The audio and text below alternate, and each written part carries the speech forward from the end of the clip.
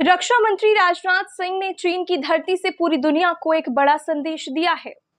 Shanghai सहयोग संगठन में रक्षा मंत्रियों की बैठक के दौरान उन्होंने अपने संबोधन में ऑपरेशन सिंदूर का उल्लेख किया और कहा कि आतंकवाद के केंद्र अब सुरक्षित नहीं है और हम उन्हें निशाना बनाने में संकोच नहीं करेंगे।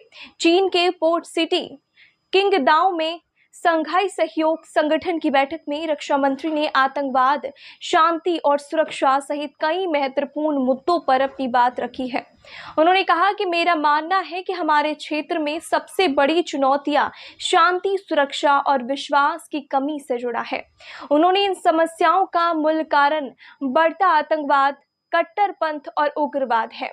राजनाथ सिंह ने पहलगाम हमले का उल्लेख करते हुए कहा कि 22 अप्रैल 2025 को आतंकवाद समूह द रेजिस्टेंट फ्रंट ने भारतीय राज्य जम्मू और कश्मीर के पहलगाम में निर्दोष पर्यटकों पर एक नृशंस और जघन्य हमला किया।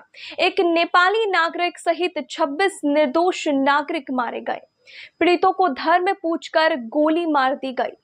द रेजिस्टेंस फ्रंट ने इस हमले की जिम्मेदारी ली जो संयुक्त राष्ट्र द्वारा नामित आतंकवादी समूह लश्कर-ए तैयब का एक प्रॉक्सी संगठन है।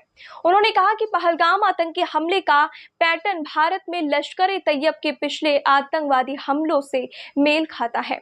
आतंकवाद से बचाव और सीमा पार से होने वाले आतंकी हमलों को रोकने अपने अधिकार का प्रयोग करते हुए भारत ने 7 मई 2025 को सीमा पर आतंकी ढांचे को ध्वस्त करने के लिए ऑपरेशन सिंदूर को सफलतापूर्वक अंजाम दिया।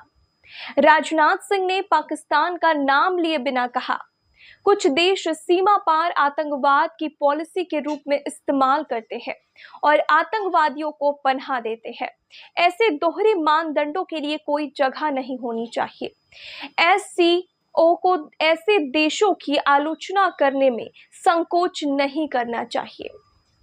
राजनाथ सिंह ने कहा, भारत का मानना है कि रिफॉर्मेट मल्टीलेटरलिज्म देशों के बीच संघर्ष को रोकने के लिए संवाद और सहयोग के लिए तंत्र बनाने में सहायता कर सकता है। कोई भी देश, चाहे वह कितना भी बड़ा और शक्तिशाली क्यों ना हो, अकेले काम नहीं कर सकता।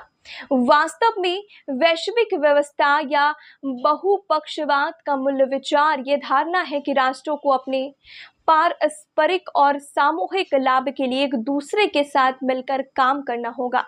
यह हमारी सदियों पुरानी संस्कृत कहावत सर्वे जना सुखिनो भवन्तु को भी दर्शाता है, जिसका अर्थ है सभी के लिए शांति और समृद्धि। इससे पहले संबोधन की शुरुआत में उन्होंने कहा, एससीओ रक्षा मंत्रियों की बैठक में भाग लेने के लिए किंगदाओ में आना मेरे लिए खुशी की बात है। मैं अपने मेजबानों को अपने गर्मजोशी भरे आतिथ्य के लिए धन्यवाद देना चाहता हूँ। मैं बेलारूस को एससीओ परिवार में एक नए सदस्य के रूप में शामिल होने पर बधाई देना चाहता हूँ। हम जिस दुनिया में रहते हैं वह एक बड़े बदलाव से गुजर रही है। वैश्वीकरण जो कभी हमें एक साथ लाता था, अब अपनी गति खो रहा है।